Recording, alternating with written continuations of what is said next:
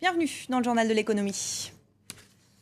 Installez-vous confortablement et profitez de votre rendez-vous de l'économie avec la nouvelle classe business de Brussels Airlines. Et on retrouve Claire Bonichon. Bonjour. Bonjour Anne. Alors on va tout de suite direction Chypre. Bruxelles hausse le ton. L'hypothèse d'une sortie de la zone euro est même ouvertement évoquée ce matin. Oui, un compte à rebours est enclenché à Chypre. L'île cherche un plan B pour à tout prix éviter le défaut de paiement et la faillite de ses banques. Une alternative destinée à rassembler 5,8 milliards d'euros sans taxer les dépôts bancaires. L'Eurogroupe est prêt à discuter. On fait le point avec Cécile Galoussiot. Un plan B semble se dessiner, mais les contours sont encore flous. Première piste, la constitution d'un fonds de solidarité.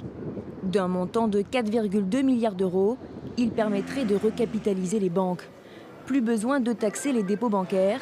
Le gouvernement pourrait se contenter d'imposer les sommes supérieures à 100 000 euros. Deuxième solution évoquée, la restructuration du secteur bancaire. Les principales banques du pays sont lourdement endettées. La Popular Bank a annoncé une limitation des retraits de 260 euros par jour au guichet automatique. Une partie de la solution est la suivante. Les banques doivent être recapitalisées, restructurées et reconstruites sur un modèle sain. C'est inévitable. Le blocage des capitaux semble également inévitable.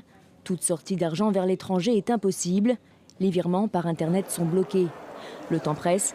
La BCE a annoncé qu'elle couperait lundi le robinet des liquidités aux banques chypriotes.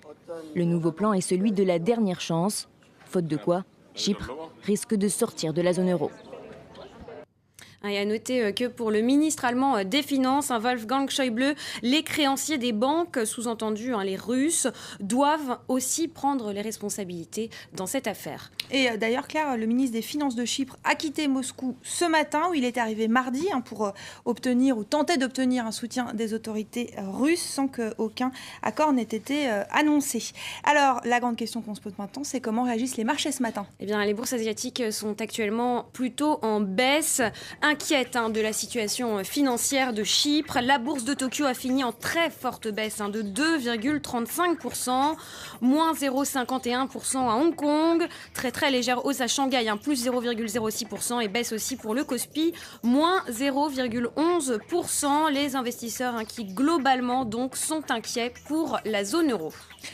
Et Claire, on passe à toute autre chose. En France, la fameuse taxe à 75% sur les très hauts revenus va être abandonnée. C'est aujourd'hui que le Conseil d'État rend formellement son avis au gouvernement. Oui, c'était l'un des symboles forts du programme de François Hollande. La taxe à 75% sur les très hauts revenus. Cette fameuse taxe ne verra pas le jour après la censure du Conseil constitutionnel. Elle est retoquée par le Conseil d'État. Il préconise un maximum de 66,66%. Explication de nos confrères de France 2.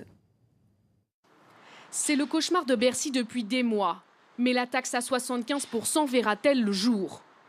Voulue par François Hollande, elle doit s'appliquer aux très hauts revenus, précisément à la partie dépassant 1 million d'euros, ici en rouge. Pour tenir cette promesse, 75% venait de l'addition de 45% d'impôts, 4% de taxes Fillon, 8% de CSG et donc 18% de contributions exceptionnelles. Mais à ce niveau, la taxe serait jugée confiscatoire par le Conseil d'État. Il propose au maximum 66,66%, ce qui fixerait la contribution exceptionnelle à 9,66%. Et ce n'est pas tout. Le gouvernement va devoir faire d'autres modifications. Se baser non plus sur les revenus d'une personne, mais sur l'ensemble du foyer fiscal, selon le souhait du Conseil constitutionnel. Enfin, il faudrait prendre en compte tous les revenus, travail et patrimoine. Résultat, ce ne sont plus 1500 contribuables qui seraient concernés, mais peut-être 10 fois plus. Pour éviter d'en arriver là, le gouvernement pourrait choisir une autre voie et taxer directement les entreprises qui versent de très hauts salaires. Mais cela signifie abandonner purement et simplement les 75%, plus qu'un symbole. Merci Claire, c'était le journal de l'économie. Pour vous, nous réinventons le voyage. Découvrez dès maintenant une expérience de vol inoubliable avec Brussels Airlines. Restez avec nous dans 2 petites minutes, le retour de l'information avec Philomé Robert.